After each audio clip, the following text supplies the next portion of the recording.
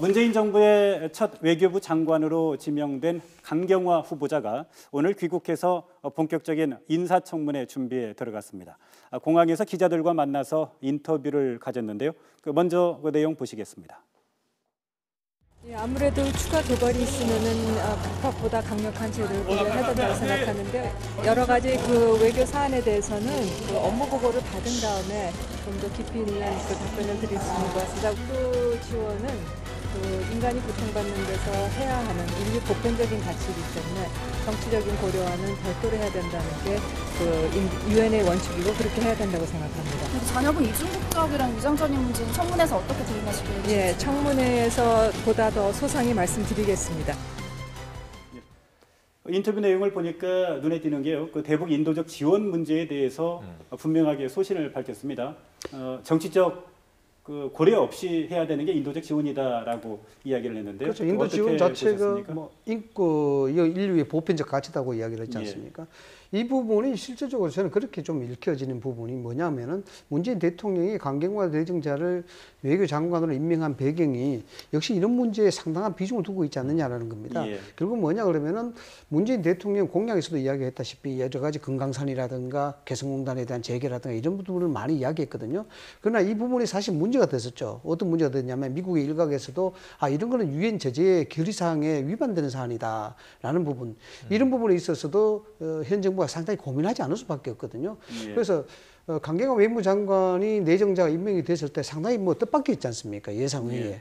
그래서 양자 외교, 즉 미국과 중국이라든가 러시아라든가 이런 강대 국가의 외교 경험이 없는 사람이 됐다라는 부분, 그리고 여성이라는 부분. 그런데 이제 강경화 후보자가 얘기를 한 거는 금강산 관광이나 개성 그걸 관광 이야기한 같은 건 아니죠. 경제적 문제가 아니라 인도적 지원에 대한 문제만을 얘기했던 거거든요. 그래서 제가 이제 말씀드린 부분은 그래도 유엔에서 상당히 역할을 했기 때문에 이 부분에 대해서 사실 인도적 지원은 유엔 제재하고는 좀 이렇게 상관이 없는 문제 아닌가요? 네, 상관이 없는데 이제 그런 부분에 대해서 입각을 해서 여러 가지 인권 활동을 해왔으니까 아무래도 북한과의 교류에 있어서는 그만큼 좀 더 부드럽게 헤쳐나갈 수 있는 방법이 찾아 나올 수 있다. 뭐 이런 측면에서 사실은 강경 외무장관의 문재인 대통령의 그 대북 교류, 뭐 유엔 제재 틀 내에서라는 전제를 달기는 달았지만 뭐 그 찾아볼 필요가 있다. 라고 또 이야기를 했죠. 예. 인도적 그 지원은 사실 유엔 기준, 국제적, 세계적인 기준을 얘기한 겁니다. 원칙적인 모습은 그 추가적인 제재라든가 도발에 대해서는 엄격하게 제재를 해야 되지만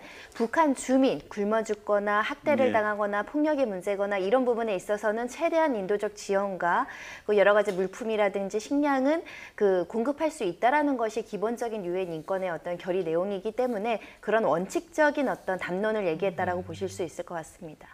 예. 그런데 강경화 후보자 그 장녀 문제가 있죠. 미국 국자 갖고 있고 또 위장 전입 논란이 있는데 이거는 뭐 그 청와대가 미리 밝혔던 문제이고요. 요거는 이제 청문회 과정에서 이제 뭐 그 논의가 좀 되겠죠. 그런데 한 가지 강경화 후보자를 둘러싸고 얘기가 되는 게 북한 핵 문제와 그 4강 외교에 대한 경험이 좀 부족하지 않느냐. 그 자질 측면에서 이런 문제를 제기하는 그 야권의 지적이 있더군요. 지금 이게 핵심적인 내용이죠. 왜냐하면 외교부 장관으로서의 능력과 자질 문제는 지금 말씀하신 그거예요. 지금 뭐 장녀의 이제 이 위장 전입 문제라는 이거는 이제 해명을 해야 되겠죠. 이 도덕성 문제야 모두 다 거쳐가야 되는 거니까 고위공직자라면 마찬가지인데 다만 먼저 자기 고백을 했다는 점은 제가 보기에는 국민들 여론에는 적어도 상당히 신선한 충격으로 다가온 것 같습니다. 왜냐하면 이런 경우를 보지 못했었으니까요. 그런데 본인도 지금 유엔 특보 아닙니까? 정책 특보인데 지금 대북 제재는 유엔을 중심으로 국제 공조가 이루어져 있습니다.